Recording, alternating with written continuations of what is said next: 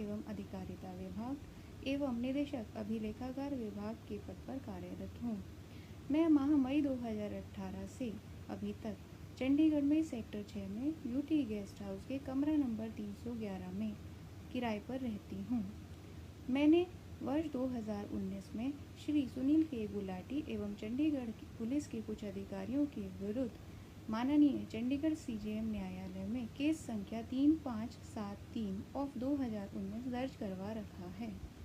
मेरी बहन कुमारी रीमा नागर पुत्री स्वर्गीय श्री रतन सिंह नागर भी दिसंबर माह 2019 से अभी तक मेरे साथ चंडीगढ़ में सेक्टर 6 में यूटी गेस्ट हाउस के कमरा नंबर 311 में रहती हैं। हमारी जान को खतरा बना रहता है, अतः मेरा आप सभी से सादर अनुरोध है कि यदि मेरी रानी नागर और मेरी बहन कुमारी रीमा नागर के प्राणों की क्षति हो जाए अथवा यदि मैं रानी नागर व मेरी बहन कुमारी रीमा नागर अनट्रेसेबल हो जाएं, तो आप सभी कृपया हमारा यह बयान माननीय चंडीगढ़ न्यायालय में मेरे केस संख्या 3573 ऑफ 2019 में अवश्य दर्ज करवा दें। हम आपके सदा आभारी रहेंगे। अब मेरी बहन कुमारी रीमा नागर पुत्री स्वर्गीय श्री रतन सिंह नागर आपसे विनती करेंगे। नमस्कार, मेरा नाम रीमा नागर पुत्री स्वर्गीय श्री रतन सिंह नागर है। मैं आईएएस रानी नागर की बहन हूँ। मैं माह दिसंबर 2019 से अभी तक अपनी बहन रानी नागर के साथ चंडीगढ़ के सेक्टर 6 यूटी गेस्ट हाउस के कमरा नंबर 311 में रह रही हूँ। हमारी जान को खतरा बना रहता है। आप सभी से अनुरोध है कि यदि मैं रीमा नागर व मेरी बहन रानी नागर के प्राणों की क्षति हो जाए या यदि मैं रीमा नागर व मेरी बहन रानी नागर अनट्रेसेबल हो जाएं, तो कृपया कोर्ट केस संख्या 3573 ऑफ 2019 चंडीगढ़ में हमारा यह बयान अवश्य दर्ज करा दें। हम सदा आपके आभारी रहेंगे। नमस्कार।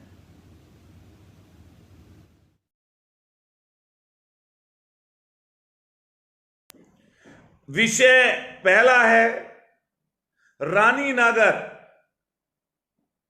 जो हमारे उत्तर प्रदेश के गाजियाबाद के प्रसिद्ध बादलपुर की रहने वाली हैं और बादलपुर गांव मशहूर है पूर्व मुख्यमंत्री के गांव के नाम से। जो रानी नागर हैं वो इस समय चंडीगढ़ में पोस्टेड हैं और 2014 बैच की आईएएस हैं। तो आप समझ सकते हैं कि मैं किस विषय पर बोलना चाहता हूं। एक, जो उन्होंने इस्तीफा देने की बात की है उसके विषय में। दूसरा विषय है दैनिक जागरण के द्वारा माननीय अखिलेश यादव जी की फोटो लगाकर, यह पहली बार नहीं हो रहा, ये कई बार ऐसी हरकतें करते हैं मेन स्ट्रीम मीडिया के समाचार पत्र, उनके बारे में गोरखपुर एडिशन से गलत खबर छापना। अब पहला विषय, जो रानी नागर, मैं समझता हूं यह विषय 2017-18 से लगातार चलता चला रहा है। मैं समाज के उन ओहदेदार लोगों से कहना चाहता हूं, हरियाणा ताकतवर स्टेट है, वहां पर पहले भी जिनकी सरकार थी उन्हीं की दोबारा भी सरकार बनी है। लेकिन यह विषय देखिए समझने की जरूरत है। मैं खास तौर से अपने समाज के नौजवान साथियों से भी कहना चाहता हूं कि आप समझिए, जब नारा दिया जाता हो बेटी पढ़ाओ बेटी बचाओ, तब एक बेटी जो प्रशासनिक सेवा की सबसे बड़ी परीक्षा उत्तीर्ण करके मेहनत करके पता नहीं कितनी परेशानियां उठाई होंगी, कितनी इंता मेहनत की होगी, उसके बाद आईएएस की परीक्षा उत्तीर्ण करके एक हमारी बेटी, समाज की बेटी, हिंदुस्तान की बेटी, जो सिस्टम बार बार बराबरी की बात करता है, देखिए, ये लाइव में प्रॉब्लम आ गई थी क्योंकि सिग्नल्स की प्रॉब्लम थी। तो मैं आप तमाम साथियों से कहना चाह रहा था ये बात, क्योंकि लाइव रुक गया था। ये बहुत महत्वपूर्ण विषय है, आप सब लोगों को इसके बारे में जानकारी होनी चाहिए। और आज जब इस चीज की जानकारी तब होती है हम लोगों को, तब वो हमारी बहन फेसबुक पर, सोशल मीडिया पर अपनी बहन के साथ बैठकर अपने इस्तीफे की घोषणा कर देती है।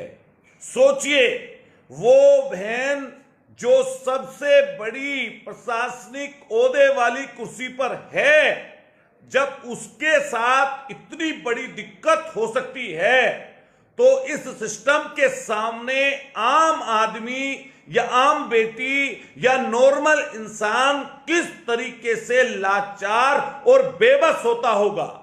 मैंने उनकी फ्रेंड रिक्वेस्ट आई थी मेरे इस पर आईडी पर, मैंने उनकी फ्रेंड रिक्वेस्ट जो है एक्सेप्ट की। मैंने कोशिश की, उनका नंबर लिया कि उनसे बात कर सकूं, लेकिन उनसे मेरी बात नहीं अभी हो पाई। संभवतः मैंने मैसेज छोड़ा है, हमारी उनसे बात होगी, लेकिन मैं सिस्टम पर प्रहार कर रहा हूं, उस सिस्टम पर जिस सिस्टम में बेटियों को बड़ा दर्जा देने की बात चल रही हो। दूसरा मेरा क्वेश्चन है, प्रश्न है उस मीडिया से, मेन स्ट्रीम मीडिया से, जो हमेशा अलग अलग तरह के विषय उठाता है। 2018 से लेकर अब तक 2 सालों में एक सीनियर आईएएस के द्वारा, और उसमें पुलिस के तमाम वो ओहदेदार जो बड़े ओहदेदार हैं, जिसमें डीजीपी को भी बहन ने सूचना दी है, जिसने मुख्यमंत्री को भी पहले अवगत कराया है, तमाम उन विषयों की जानकारी दी है, कोर्ट को भी बार बार अवगत कराया है, लेकिन उस बहन को लगातार टॉर्चर किया जा रहा है। लाचार अपने आप को मान रही है आईएएस होते हुए भी, कि कहीं उसकी मृत्यु ना हो जाए, कहीं उसकी हत्या ना हो जाए, कहीं ये प्रशासनिक ओहदों पर बैठे हुए बड़े लोग ऐसा कोई कृत्य ना करा दें। मैं कहना चाहता हूं हरियाणा की सरकार से, जो पिछले 2 साल से इतने बड़े विषय को दबा कर बैठी है, लेकिन एक बात और, हमारी बहन ने अगर हमें पहले जानकारी इस चीज की दे दी होती, तो निश्चित रूप से ये बात, इस आवाज को हम लोग उत्तर प्रदेश की धरती से लेकर पूरे देश के लोगों तक अब तक पहुंचा दिए होते।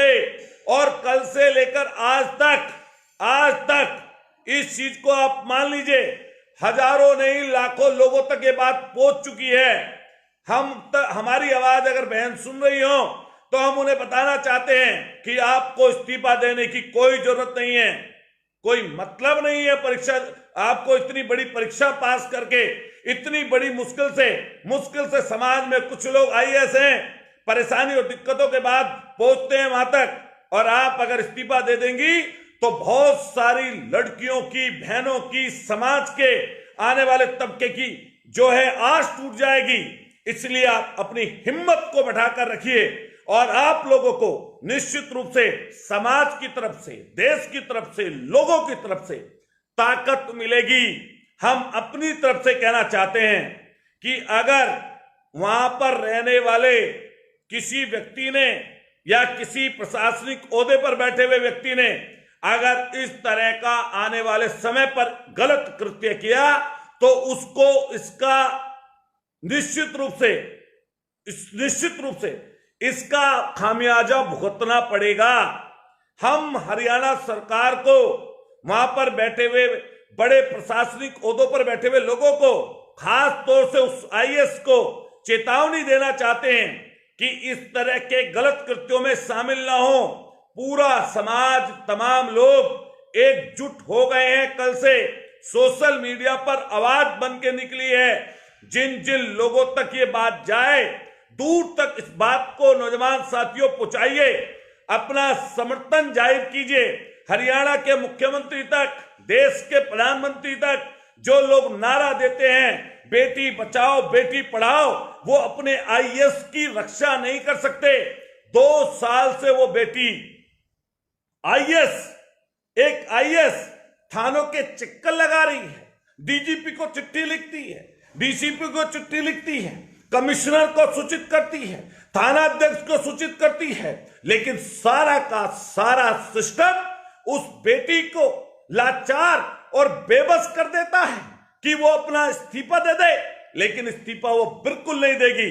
इस्तीफा वो लोग दें जो इसमें शामिल हैं, और हम मांग करते हैं हरियाणा की सरकार से, देश के प्रधानमंत्री जी से, कि आप तुरंत संज्ञान लेकर उस आईएएस अधिकारी के खिलाफ तुरंत के तुरंत इंक्वायरी सेटअप करके उसे सस्पेंड करने का काम करें, जिससे उस बेटी को न्याय मिल सके। अगर उत्तर प्रदेश की सरकार से हम कहना चाहते हैं, जो उत्तर प्रदेश के भाजपा के नेता हैं हमारे समाज के, हम उनसे भी कहना चाहते हैं, हरियाणा के भी समाज के नेताओं से कहना चाहते हैं कि आप अपनी एक आईएएस बेटी की सुरक्षा नहीं कर सकते? क्या 2 साल में आपको जानकारी हरियाणा में रहते हुए नहीं हुई होगी? क्या आपको नहीं पहुंची होगी जानकारी? अगर आपको जानकारी पहुंची और आपने उस पर संज्ञान नहीं लिया, तो हम निश्चित रूप से आप जैसे लोगों को कहना चाहते हैं कि इस ओहदे का फायदा क्या है, इस ताकत का फायदा क्या है। अभी उत्तर प्रदेश में सरकार दूसरी थी, भाजपा की सरकार थी। पीलीभीत में भाजपा के ही विधायक ने, सत्ताधारी पार्टी के विधायक ने हमारे मोहित गुजर को परेशान किया, लाचार किया, थाने में उसके साथ बदतमीजी की, जाति की, उस पर फर्जी मुकदमा लगा दिया, लूट का, 307 का, और उसको फर्जी तरीके से जेल भेज दिया। समाज के तमाम लोगों ने उसकी आवाज को बुलंद किया, उस विधायक को झुकना पड़ा, प्रशासनिक ओहदे पर बैठे हुए लोगों को झुकना पड़ा। मोहित को तीसरे दिन रिहा किया गया और वहां से उस एसएसपी का तबादला हुआ। इसी उत्तर प्रदेश के पीलीभीत में, इसी सरकार में, इसी सरकार के विधायक के खिलाफ उसी पीलीभीत में मुकदमा दर्ज हुआ। हम विश्वास दिलाना चाहते हैं, हम विश्वास दिलाना चाहते हैं कि अगर इस लॉकडाउन में भी अगर जरूरत पड़ी, ऐसी भगवान ने ना करा ऐसी दिक्कत आए, क्योंकि कोरोना पूरी स्थिति भयंकर स्थिति है, हम लोग लॉकडाउन नहीं तोड़ना चाहते, ना लॉकडाउन तोड़ने की किसी को सलाह देंगे, लेकिन इस समय पर हम सब लोगों को मिलकर उस बहन की सुरक्षा का इंतजाम करना चाहिए। और हम वादा करते हैं इस चीज का कि हर स्तर पर उस चीज की लड़ाई को लड़ा जाएगा। हम भाजपा में बैठे हुए समाज के और उन लोगों से कहना चाहते हैं, चुनिंदा लोगों से, जो 2 साल से इस कुकृत्य को उनके देख रहे हैं, सहन कर रहे हैं। अरे आपके ओहदे का क्या फायदा, आपकी ताकत का क्या फायदा? आप केंद्र में मंत्री बने हुए हैं, आप सांसद हैं, आप लोग विधायक हैं, आप लोग आपकी सरकार में मंत्री हैं, आपकी उस ओहदे का, उस चीज का क्या फायदा कि जिससे हमारी बेटी आज इतनी परेशान हो गई, इतनी लाचार हो गई कि वो इस्तीफे की बात करने लगी। लेकिन मैं अपनी बहन से भी कहना चाहता हूं, हिम्मत बांधिए, आपके साथ पूरा का पूरा समाज, पूरा का पूरा देश आपके साथ खड़ा है। और उस व्यक्ति से कहना चाहते हैं जो प्रशासनिक ओहदे पर बैठकर महिलाओं के साथ जाति करता है, उनके साथ बदतमीजी करता है। यह सिर्फ रीना नागर के साथ उस व्यक्ति ने ऐसा नहीं किया, कई और महिला अधिकारियों की शिकायतें लंबित पड़ी हैं उस आईएएस अधिकारी के खिलाफ। उस ऐसे कृत्य के बाद में वहां की पुलिस, वहां का प्रशासनिक ओहदा, वहां पर एक महिला की, आईएएस महिला की, वहां का पूरा सिस्टम उसे बेबस करता है कि वो लाइव आकर फेसबुक के माध्यम से लोगों को यह सूचित करती है कि लॉकडाउन के बाद में मैं इस्तीफा दे दूंगी। अगर शायद वो फेसबुक के माध्यम से इस चीज की जानकारी लोगों तक ना पहुंचाती वो बहन हमारी, तो शायद इसकी जानकारी दोस्तों, साथियों, हमारे और आप तक कभी ना पहुंचती। मैं शुक्रिया अदा करूंगा क्योंकि मेन स्ट्रीम मीडिया, वहां की लोकल आपके अखबार इस तरह की खबरें नहीं दिखाएंगे। पूरे दिन टीवी पर एक आईएएस महिला अधिकारी शोषण की शिकार, यौन शोषण की शिकार होती है, उसके खिलाफ खबरें 2 साल से दबी रहती हैं, उसकी जानकारी लोगों को नहीं होती। मेन स्ट्रीम मीडिया में सिर्फ हिंदू और मुसलमान, सिर्फ और जाति और मजहब की बातें।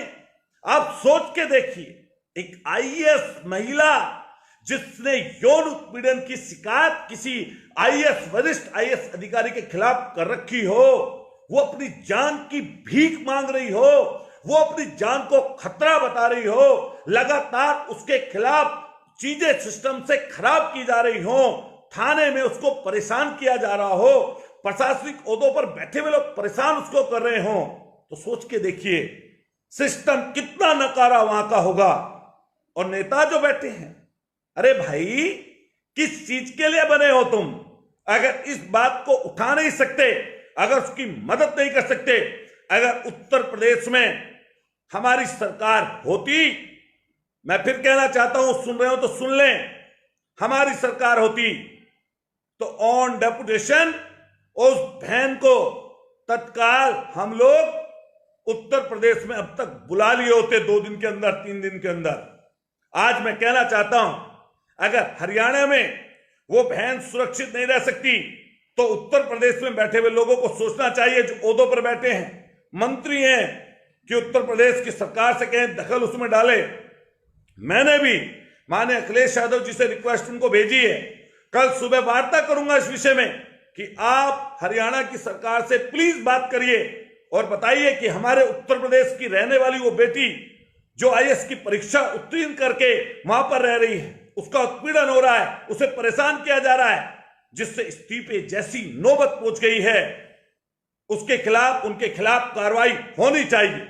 मैं आप तमाम लोगों से कहना चाहता हूं, सोशल मीडिया के माध्यम से इसको एक दूसरे तक ताकत के साथ पहुंचाइए, एक दूसरे से करिए, लोगों तक इस जानकारी को दीजिए। मैं देखता हूं, जब उनकी फ्रेंड रिक्वेस्ट आई थी मेरे पास, मैंने कल ही उसको देखा, खोल के मैं देख रहा था तो देखा तो थी, मैंने एक्सेप्ट कर ली।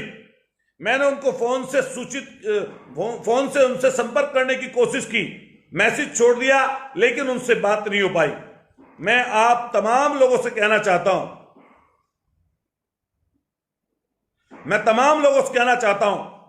बादलपुर और पूरा इलाका हमारे नागर साहब लोगों का ताकतवर इलाका है। हम लोग इकट्ठे मिलकर इस लड़ाई में भी सफलता पाएंगे और उस नपुंसक और ऐसे व्यक्ति के खिलाफ जिसने ये कुकृत्य किया है, हम लोग जब तक चुप ऐसे लोगों के खिलाफ कार्रवाई वहां का प्रशासन नहीं करता, मैं आप तमाम लोगों से कहना चाहता हूं कि दोस्तों, साथियों, हम सब लोगों को मिलकर ऐसे लोगों के खिलाफ आवाज को लगातार बुलंद करना चाहिए। मैं अपनी बहन से भी कहूंगा, रानी नागर जी से भी कहूंगा कि आप हिम्मत रखें, हौसला रखें, आपके साथ पूरा समाज, पूरा देश खड़ा है और उनकी ईंट से ईंट बजा देंगे जो आपके खिलाफ इस तरीके की हरकत की है। जिन लोगों ने, अगर पूर्व में आपने सूचना दे दी होती, अगर जानकारी मिल गई होती, तो निश्चित रूप से हमारा समाज, हम लोगों से जुड़े हुए लोग इतने सशक्त हैं कि इस आवाज को बहुत ताकत के साथ बुलंद कर दिए होते। और फिर मैं कहना चाहता हूं, जो लोग रात और दिन रट्टा लगाते हैं, चिल्लाते हैं, भाजपा आरएसएस चिल्लाते हैं, मैं अपने समाज के भी उन लोगों से कहना चाहता हूं, आंखें खोलो और आंखें खोलकर तय करो कि एक आईएएस की परीक्षा कितनी परेशानी, कितनी दिक्कत से, गिने चुने लोग हैं, उंगली पर गिन सकते हैं कि आपके समाज के कितने लोग हैं, किस तरीके से उस बेटी ने पास की होगी। 2014 बैच की वो बेटी पिछले 2-2.5 साल से लगातार 600-700 दिन से लगातार उस उत्पीड़न की शिकार है, उस सिस्टम की शिकार है, जो सिस्टम वहां पर, वहां की सरकार भाजपा की सरकार है, वहां पर कई विधायक हैं, पूर्व में विधानसभा के स्पीकर भी रहे हैं, अभी वर्तमान में कृष्णपाल गुर्जर जी से भी मैं कहना चाहता हूं, अगर उन तक आवाज पहुंच गई होगी, हालांकि आवाज, कि उनको भी कहा जाता है हरियाणा में 3 से 4 नंबर के ताकतवर व्यक्ति हैं, अगर उनके सामने इतनी बड़ी परेशानी 2-2.5 साल से एक आपकी बेटी, आपकी बहन अगर परेशानी लाचारी से गुजर रही है, तो मैं समझता हूं धिक्कार है ऐसी पोस्ट पर, धिक्कार ऐसी ताकत पर। आप लोगों को निकल कर आना चाहिए। मैं आपको वादा देता हूं, अगर हमें चंडीगढ़ तक भी जाना पड़ेगा, अगर हमें हरियाणा भी जाना पड़ेगा, हम लोग वहां तक भी जाएंगे, क्योंकि ये ओहदे, ये चीजें इतनी आसानी से नहीं मिलती। कितनी परेशानी, दिक्कत से वो बहन आगे गई होगी, परेशानी और दिक्कत झेलकर, इस सिस्टम से लड़कर और बहुत सारी चीजें झेलकर उसने ये चीज बनाई होगी। ऐसे में हम इस चीज के साथ समझौता हरगिज नहीं करेंगे। इसलिए मैं जितने लोग हैं, चाहे हमारे समाज के लोग हैं, चाहे हमारे से जुड़े हुए लोग हैं, चाहे हिंदुस्तान के जो भी लोग इस बात को सुने, मैं उन तमाम लोगों से रिक्वेस्ट करूंगा कि रानी नागर, उनकी फेसबुक है, उस पर दोनों बहनों ने बैठकर अपने जान की हिफाजत की बात की है, अपनी जान को खतरे की बात की है, इस्तीफा देने की बात की है। हम निश्चित रूप से उनके साथ हैं, ताकत के साथ उनके साथ हैं, और पूरा समाज, पूरे लोग, पूरा देश उनके साथ है। ऐसे लोगों को निश्चित रूप से, ऐसे लोगों के खिलाफ ईंट से ईंट बजाने का काम करेंगे।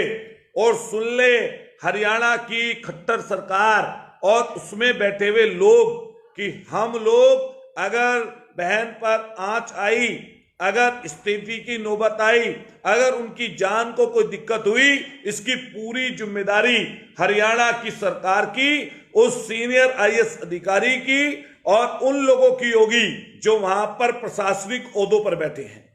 मैं मीडिया के लोगों से भी कहना चाहता हूं, इतना इस चीज को शेयर कीजिए, उनकी खबर को लगाइए, उनकी चीजों को बताइए, जिससे ये बात मेन स्ट्रीम मीडिया के कानों तक चली जाए, जिनको 2 साल से उस बेटी का दर्द दिखाई नहीं दिया, जिसने एफआईआर लॉन्च करा रखी है, जो कोर्ट में हर दिन परेशानी झेल रही है, जो बाइकआउट सह रही है पूरे प्रशासनिक अमले का, जिसके ऊपर तमाम तरीके की परेशानी, दिक्कतें वहां के उस आईएएस अधिकारी ने अपनी पावर को इस्तेमाल करते हुए कर रखी हैं। आप लोग खुद सोच के समझिए कि आईएएस अगर उस बच्ची को, उस बेटी को, उस बहन को ये परेशानी है, तो सोचिए सिस्टम कितना नकारा और कितना भ्रष्ट, कितना बेकार होगा।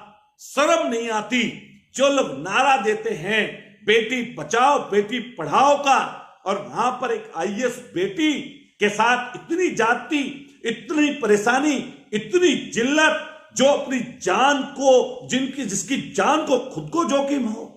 क्या सरकार इन फालतू के लोगों को जो सिक्योरिटी अवेलेबल कराती है, जो सुभाष चंद्रा को, जी न्यूज के मालिक को, उसके प्यादे सुधीर चौधरी को जेड श्रेणी की सुरक्षा मुहैया करा रखी है, सिर्फ उनकी गलत खबरें दिखाने के कारण इस बेटी का दर्द दिखाई नहीं दिया। पिछले 2 सालों में जो चंडीगढ़ में रहकर अपनी जान की, जिसकी जान को लाले पड़े हुए हैं, सोच के देखिए किस तरह के लोग होंगे वो, किस तरह की बात उनके मन में होगी, कितने ताकतवर होंगे कि एक आईएएस को इतना उत्पीड़ित जिन्होंने कर रखा है। इसलिए कहना चाहता हूं, सोशल मीडिया की ताकत को उस लोगों तक पहुंचाइए कि उस बेटी को दिक्कत ना आए। मेन स्ट्रीम मीडिया को बताइए। मैं बार बार ऐसी मीडिया पर इसीलिए सवाल खड़े करता हूं कि जब आप ऐप लॉन्च की चर्चा करते हो, जब आप प्रधानमंत्री द्वारा बेटी बचाओ बेटी पढ़ाओ योजना की चर्चा करते हो, क्या 2 साल से मेन स्ट्रीम मीडिया अगर उस बेटी की आवाज को उठा दिया होता, तो क्या हरियाणा की सरकार, देश की सरकार उसका संज्ञान नहीं ले ली होती? इनको तो सिर्फ झूठी नफरत की खबरें, जाति धर्म की खबरें दिखाने से इनका सिर्फ मतलब है। मैं तो फिर कहना चाहता हूं, आज हम लोग इस चीज पर एक जगह सहमत हैं कि इसको किसी भी सूरत में अगर बहन को, रानी नागर को दिक्कत अगर आती है तो हम सब लोग ताकत के साथ अपनी बहन के साथ खड़े हैं। मैं तमाम लोग जो इस समय सैकड़ों लोग देख रहे हैं, हजारों लोगों तक ये पहुंच गई होगी, उन तमाम लोगों से कहना चाहता हूं, शेयर कीजिए, दूर तक पहुंचाइए इस आवाज को। और दूसरे नंबर पर आप लोगों से मेरा कहना है कि किसी भी विषय को जब तक अंजाम तक ना पहुंचा लें, जब तक प्रयास जारी रखिए। मैं अपने उन भाइयों से भी कहना चाहता हूं जो सिर्फ और सिर्फ धोखे में है, लालच में है, किसी और अन्य कारण से, पता नहीं क्या क्या कारण हो सकते हैं, किसी तरीके की चापलूसी में है, मैं उन तमाम चाहता हूं ऐसे विषय पर इकट्ठे रहिए, एकजुट रहिए और ताकत के साथ अपनी ताकत का एहसास उन गलत लोगों को कराइए। मैं इसीलिए आपसे, सब लोग मैसेज लगातार आ रहे हैं, मैं चाहूंगा कि ये दूर तक बात जाए, बड़े स्तर पर उठे। मैं आपको वादा दिलाता हूं कि हम अपनी तरफ से जो प्रयास हो सकेगा समाज को बांधने का वो करेंगे। दूसरे नंबर पर अपने नेता माननीय अखिलेश यादव जी से संभवतः कल ही हरियाणा की सरकार में, हरियाणा के मुख्यमंत्री जी से या जो केंद्र में बैठे हुए लोग हैं उनसे जरूर वार्ता कराएंगे, एक चिट्ठी भी जरूर जारी कराएंगे कि सुनिश्चित करे वहां की सरकार कि बहन की सुरक्षा सुनिश्चित हो। और इस्तीफे जैसी बात क्यों आई, इसके बारे में हम सब लोग मिलकर आगे चीजें चलाएंगे।